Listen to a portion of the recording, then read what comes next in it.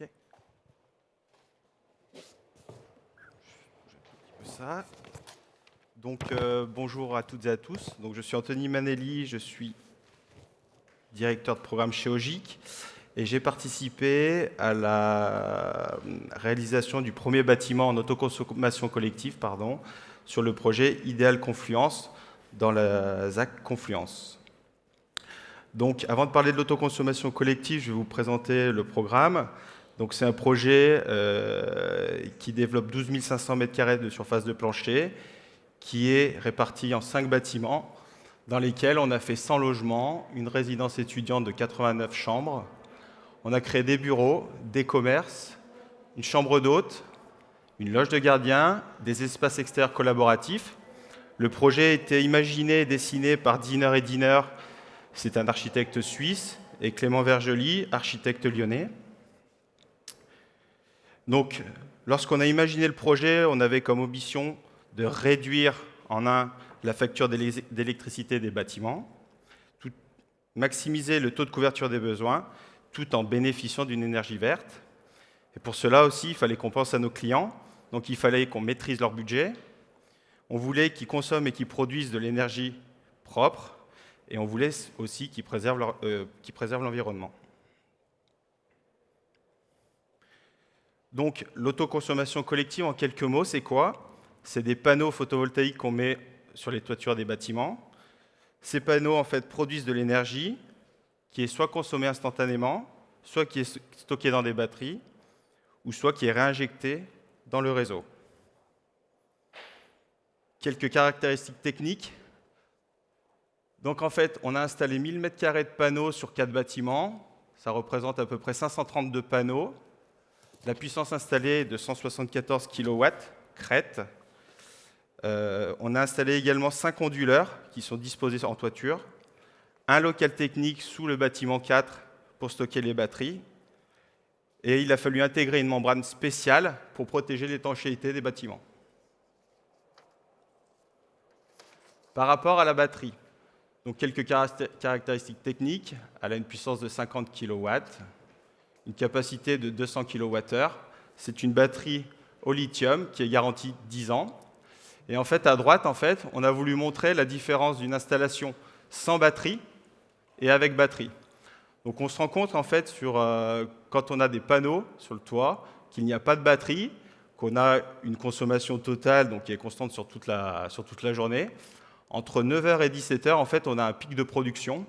Et l'idée, en fait, sur notre projet, était de stocker tout ce qui était au-dessus de la consommation totale dans des batteries pour derrière réinjecter tout ça sur notre îlot.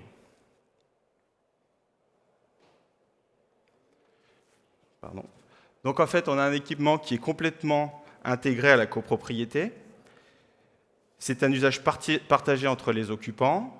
Donc dans un premier temps, on a le syndic de copropriété qui est le producteur, qui est le propriétaire de l'installation, des panneaux et des batteries. On a les occupants qui sont les consommateurs, qui eux peuvent bénéficier directement au travers de leur facture d'une diminution de celle-ci.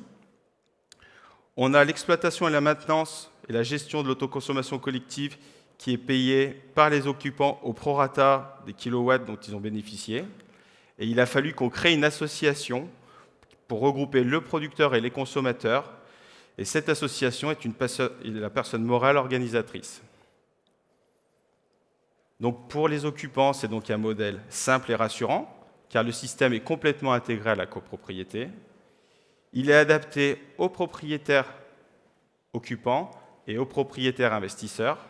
Et c'est un système très souple, car les copropriétés gardent la possibilité de le faire évoluer. Donc ce dispositif complexe de répartition nécessite un pilote. Donc c'est pour ça qu'on a créé cette fameuse association qui s'appelle le Soleil d'Idéal Confluence. Donc c'est la personne légale et la personne morale de cette opération, et c'est elle qui conclut les contrats avec Enedis et la convention d'autoconsommation collective.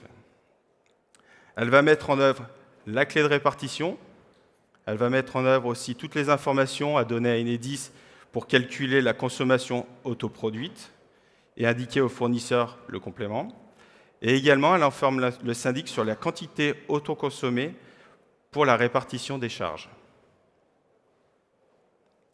Donc ce système complexe, il a fallu qu'on travaille, qu'on trouve des partenaires. Et donc on a le groupe EDF qui nous a soutenus, qui s'est chargé de développer une plateforme pour gérer l'entretien et la maintenance de l'installation. EDF aussi appuie la personne morale dans la gestion des contrats avec Enedis, dans la gestion du périmètre des adhésions, dans les contrats des surplus. Et également, cette plateforme permet d'optimiser la répartition et le pilotage de la batterie. Et au final aussi permet de gérer les informations des consommateurs et des producteurs.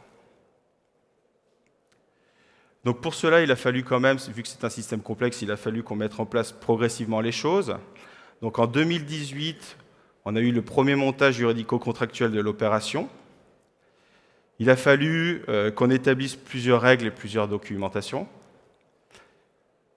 pour nos acquéreurs. Donc pour cela, on a réalisé des documents de présentation dans lesquels les acquéreurs pouvaient comprendre exactement comment était réalisé le système. Plus précisément, on a créé des clauses spécifiques dans le règlement de copro et il a fallu aussi créer tous les statuts de l'association. Donc on s'est fait accompagner des acteurs spécialisés, donc des notaires spécialisés, des juristes spécialisés et surtout des spécialistes en énergie parce qu'on avait plusieurs questions, notamment au niveau de la clé de répartition et grâce à eux, on a pu adapter tout notre système et mettre en place la production et l'autoconsommation. Le retour d'expérience à date est assez délicat parce qu'on n'a pas de dispositif de soutien. Le TURP, il est spécifique et complexe. Et on a une fragilité de la personne morale, support de l'autoconsommation collective, qui dépend du premier vote en Assemblée générale. Il faut savoir que lors de la première Assemblée générale, s'il n'avait pas été voté la mise en place et la mise en route de l'autoconsommation collective, eh bien, ce système n'aurait pas pu être mis en place sur le projet. Également au niveau économie, on a des financements des installations par des subventions ad hoc et surtout par le promoteur. On a des batteries qui coûtent cher, donc très difficiles à supporter par les acquéreurs et par le promoteur. Après, la bonne chose, c'est qu'on a une économie factuelle de 8% sur la facture pour les occupants. Et également, ils produisent de l'énergie verte. Donc c'est ce que nous souhaitions à l'origine du projet. Je vous remercie de votre attention et je vous souhaite une bonne après-midi.